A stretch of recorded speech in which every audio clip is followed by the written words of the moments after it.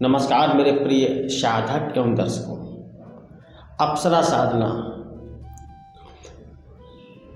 इस साधना को आप जो है माता रूप में, पत्नी रूप में, बहन के रूप में, जिस रूप में आप चाहें इस साधना को सिद्ध कर सकते हैं। यह साधना एक दिवसीय साधना है और होली की रात में की जाने वाली ये साधना है।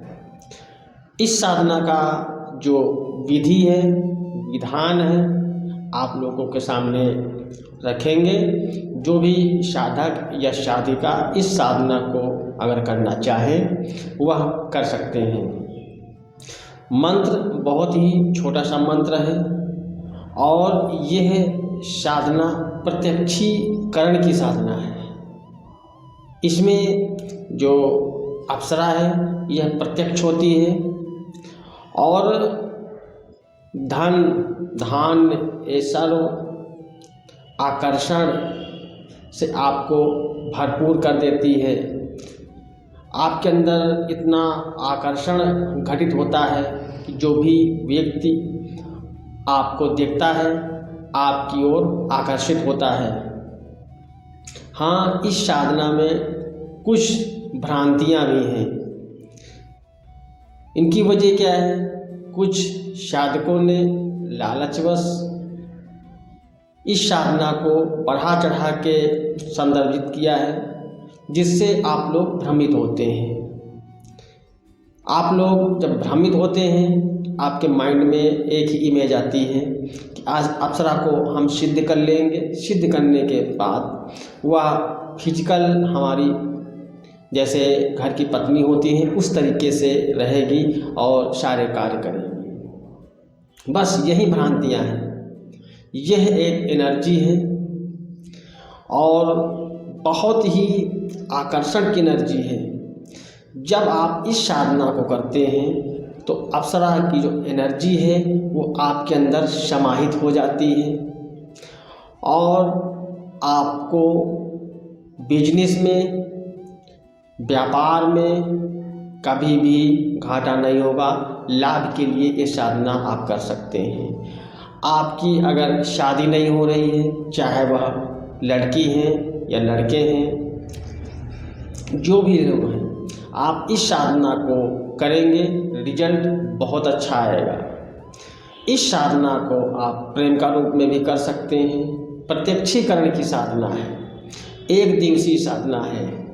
इसका कोई साइड इफ़ेक्ट नहीं है। यह साधना में आपको भय नहीं लगता है। वैसे तो यह साधना 11 दिवसीय है, 11 दिन में सिद्ध होने वाली साधना है, लेकिन होली की रात को आप इस साधना को एक रात में सिद्ध कर सकते हैं।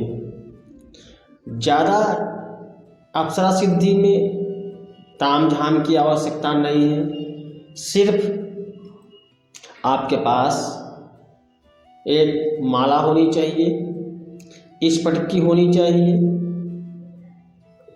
आसन आपके पास होना चाहिए। अप्सरा की जब सिद्धि कर रहे हो तो आपके पास एक सुगंधित इत्र, थोड़े से पुष्प और थोड़ा सा मीठा, बस इतनी सी आवश्यकता है। अगर आप चाहें तो घी का जो चिराग है उसे आप जला सकते हैं। अन्यथा अगर आपके पास कोई भी सामग्री नहीं है तो भी चलेगा।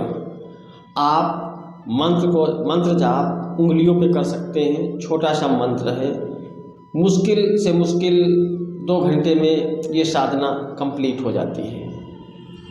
लेकिन अगर आप चिराग जला के, माला लेकर के, यंत्र लेकर के आप अगर साधना करते हैं तो साधना में सफलता के चांस ज़्यादा होते हैं। जो साधिका होली की रात को साधना नहीं कर सकती वह, या कोई साधक नहीं कर सकते हैं, वह इस साधना को बाद में भी कर सकते हैं। इसमें किसी दिन का बाउंडेशन नहीं है। किसी भी दिन आप इस साधना को कर सकते हैं। साधना में आप उत्तर की ओर मुँह करके बैठेंगे या पूर्व की ओर मुँह करके बैठेंगे। उत्तर की ओर और पूर्व की ओर मुँह करके बैठने से क्या है कि देव स्थान, देवालय, जितने भी देवी देवता हैं लगभग सभी लोगों को वास हिमालय तरफ रहता है, हिमालय में रहता है, पहाड़ों पे रहता है। इसलिए उत्तर की ओर मुँह करके बैठें, पूर्व की ओर करके बैठें। साधना में सफलता के चांस ज़्यादा होते हैं और साधना में सौम्यता बनी रहती है, उग्रता नहीं होती है। इस साधना को आप जो है करने से पहले संकल्प लीजिएगा। संकल्प में आप ये लेंगे कि धन धान्य संपन्नता के लिए, आकर्षण के लिए, बिजनेस व्यापार के लिए मैं ये साधना करने जा रहा हूँ। आप मेरी हर रूप में आकर मदद करें, पत्नी रूप में, बहन के रूप में, माँ के रूप में, हर रूप में आकर के मुझे डेवलप करें, मेरे सिस्टम को डेवलप करें। ऐसी आप जो है संकल्प लेना है साधना से पहले, यानी अपनी बात कहनी है।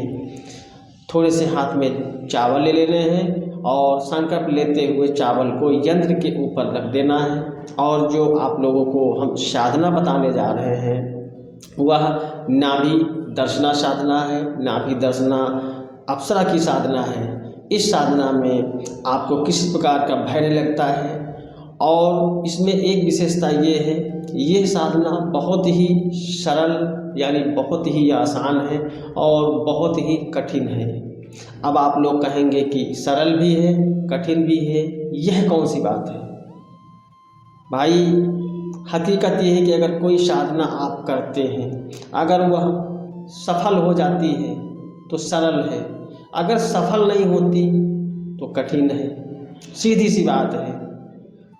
तो आप इसको सरल जब मानिएगा जब ये सफल हो, और जो सफल ना हो तो कठिन है। ये साधना अगर एक रात में सफल नहीं होती है, आप इसको दोबारा कर सकते हैं। दूसरी बार अगर सफल ना हो तो तीसरी बार कर सकते हैं। तीसरी बार ये साधना हर हाल में सफल होगी। यह मेरा अनुभव रहा है। इस साधना को करने के लिए आपके पास एकांत जगह होनी चाहिए, उसमें आप जो है साधना को करिए। कोई रोका टोकी करने वाला आपके आसपास ना हो। एक दिवसीय साधना है। जब आपके आसपास का वातावरण शांत हो जाए तब आप इस साधना को मध्य रात्रि में करिए। अगर आप मध्य रात्रि में नहीं कर सकते हैं तो आप इस साधना को ब्रह्म मुहूर्त में भी कर सकते हैं, कोई बाउंडेशन नहीं है। तो आप लोग पहले आप मंत्र नोट कर लीजिए। विधान आप लोगों को दे चुके हैं और फिर इसका मंत्र देने के बाद आपको बताएंगे कि अनुभव कैसे होते हैं, आपको कैसे लाभ पहुंचाती है यह अप्सरा। तो आप लोग सबसे पहले मंत्र नोट करें। मंत्र इस प्रकार है, ओम ह्रीम नाभि दर्शनाय ह्रीम प्रत्यक्ष प्रकटाय फट। ओम ह्रीम नाभि दर्शनाय ह्रीम प्रत्यक्ष प्रकटाय फट। मैं आप लोगों को मंत्र इतना स्पष्ट साफ बताता हूँ कि आप लोग इसी तरीके से उच्चारण करें। उच्चारण में गलती कतई न करें। हमने देखा है बहुत से साधक ह्रीम को ह्रीम पढ़ते हैं, कोई ह्रीम को ह्लीम पढ़ देता है। ऐसी गलती कतई न किया करें। बीज अक्षरों को ज्यों के त्यों आप पढ़ा करें। और जब आप साधना बैठेंगे तो साधना काल में ही आपको अनुभव होंगे कि आपके आसपास कोई बहुत ही सुंदर युवा स्त्री आपके आसपास टहल रही है। आपके कमरे में हवा के झोंके महसूस देंगे, खूब खुशबूदार आपको हवा महसूस देगी, ऐसा अनुभव होगा। और जब आपके सामने अप्सरा आएगी तो उसका जो स्वरूप है बहुत ही अलौकिक होता है।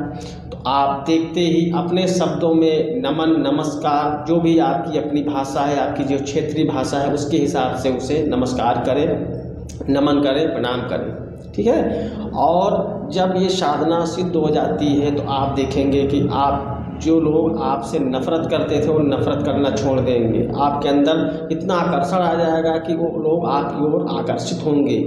जो आपका बिजनेस व्यापार नहीं चलता है वो चलने लगेगा। हर प्रकार से अप्सरा आपके आसपास रहेगी एनर्जी रूप में और आपकी हर प्रकार से मदद करेगी। आप देखेंगे कि आपके घर में अगर कलह होता है, पति पत्नी में कलह होता है या भाई माँ बाप के बीच में कलह होता है, ऐसी स्थिति में भी आप संकल्प ले करके इस साधना को कर सकते हैं। इस साधना का कोई साइड इफ़ेक्ट नहीं है, कोई रिजल्ट नहीं है। अगर आप चाहें, बैठने में असमर्थ हैं, तो आप जो है इसको जो है 1 माला या 3 माला या 5 माला नित्य 11 दिनों तक इस साधना को कर सकते हैं। और अगर 1 दिन करना चाहें तो 1 दिन में आप होली की जो रात होती है उसमें आप अगर 1 दिवसीय साधना करेंगे तो 55 माला करेंगे, 55 माला का आप जाप करेंगे। जाप करने के बाद आप माला को जल में प्रवाहित कर देंगे। जो पूजा की सामग्री होगी वो जल में प्रवाहित कर देंगे। अगर आपके पास स्फटिक माला नहीं है तो आप हकीक माला का भी प्रयोग कर सकते हैं, चाहे वो सफ़ेद हकीक की माला हो या काले हकीक की माला हो। अगर स्फटिक की माला नहीं है तो हकीक माला का प्रयोग कर सकते हैं। सिर्फ 2 माला में से 1 माला का प्रयोग किया जाता है। और नाभि दर्शना जो अप्सरा है, इनकी जो यंत्र है उस यंत्र को भी आप अपने सम्मुख रख करके जाप करिएगा, आवाहन करिएगा। यंत्र इसमें महत्वपूर्ण भूमिका निभाता है। आप यंत्र जरूर रख लीजिएगा अपने पास। अगर आपके पास यंत्र नहीं है तो आप किसी पूजा पाठ की जो सामग्री बेचने वाले जो लोग होते हैं, दुकानदार होते हैं, आप उनसे इस यंत्र को ले सकते हैं या ऑनलाइन आप मंगवा लीजिएगा। पहले इसको साफ़ सुथरा शुद्ध कर लीजिएगा गंगा जल से, दूध से। उसके बाद कुमकुम रोली से इसकी पूजा कर लीजिएगा।